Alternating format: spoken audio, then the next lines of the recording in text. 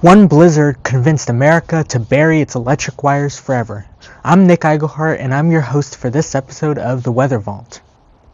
A century ago, city streets disappeared beneath the chaos of wires strung from wooden poles on every block.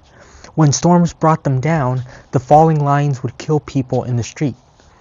New York State had passed a law in 1884 requiring that all overhead lines be buried by November 1885.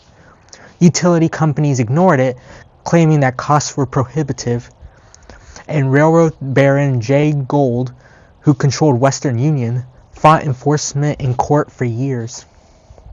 On March 10, 1888, temperatures across the Northeast would climb into the mid-50s, and forecasters called for a routine spring storm to drift harmlessly out to sea. Instead, two low-pressure systems collided off the coast, while a high-pressure system over the Midwest would channel Arctic air southward. The storm stalled, looped counterclockwise, and parked directly over the region for 36 hours. Wind gusts reached 85 miles per hour and dropped 58 inches of snow, while temperatures would plunge by 50 degrees. By the morning of March 11th, every telephone line in New York City had gone silent. Telegraph operators sat beside dead instruments throughout the night. The fire alarm system collapsed, and blazes burned unchecked across the city because calls for help never reached the firehouses. Fire damage alone reached $25 million, and more than 400 people would die.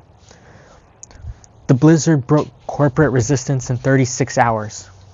Mayor Hugh Grant took office in January 1889 and gave the utility companies 90 days to comply. When courts finally ruled against them that April, an axe brigade moved through Manhattan, cutting down poles while crowds followed and cheered. By January 1890, the city had torn out almost 3,000 poles and 14.5 million feet of wire. By 1904, every overhead line had vanished from Manhattan. The blizzard didn't invent underground utilities. The law had already existed and had gathered dust for 4 years while corporations stalled. The storm delivered a citywide blackout, $25 million in fire losses, and 400 bodies. That was enough to end the debate forever. American cities bury their wires today because of what happened in those 36 hours.